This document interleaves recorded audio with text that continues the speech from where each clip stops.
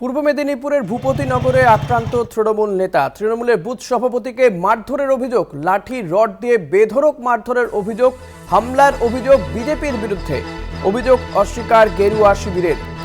পূর্ব মেদিনীপুরের ভূপতিনগরে আক্রান্ত তৃণমূল, বিজেপির বিরুদ্ধে এই অভিযোগ। তৃণমূলের বুথ সভাপতিকে মারধরের অভিযোগ উঠছে, যদিও গেরুয়া শিবির এই অভিযোগ অস্বীকার করছে। লাঠি রড দিয়ে বেধড়ক মারধরের অভিযোগ বিজেপির বিরুদ্ধে, অস্বীকার গেরুয়া শিবিরের।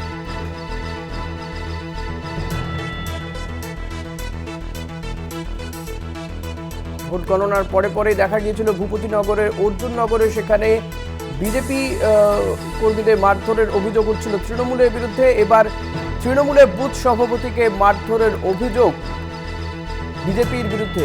সৌম্যজিৎ রয়েছেন আমার সঙ্গে। সৌম্যজিৎ, কি জানা যাচ্ছে, এক্ষেত্রে কি অভিযোগ করা হচ্ছে?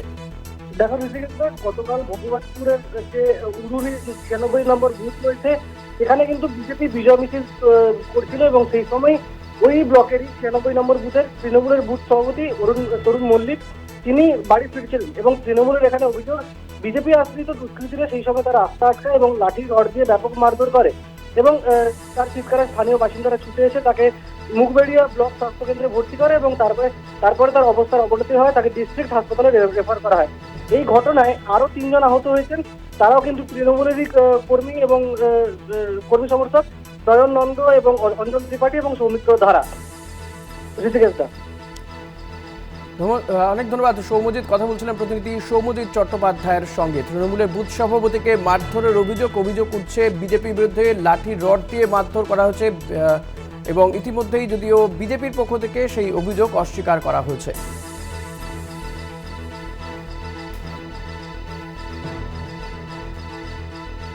বিজেপির কিছু হারমাদ তাকে লাঠি সোটা দিয়ে রড দিয়ে তাকে আক্রমণ করে এবং প্রাণে মেরে দেওয়ার হুমকি দেয়। তার চিৎকারে এলাকার লোকজন ছুটে এসে তাকে উদ্ধার করে এবং সকালে মুখবেড়িয়া হসপিটালে ভর্তি আছে। এই হচ্ছে ব্যাপার, মৃত্যুর সঙ্গে পাঞ্জা লড়ছে। আমাদের ভারতীয় জনতা পার্টি একটি সংস্কৃতি পরম্পরা দল, অযথা কারোর উপরে আক্রমণ করেনি, কোনোদিন করবে না। তৃণমূল কংগ্রেস নিজেরা আত্মকলহে জড়িয়ে পড়ে নিজেদের মধ্যে মারপিট হয়েছে।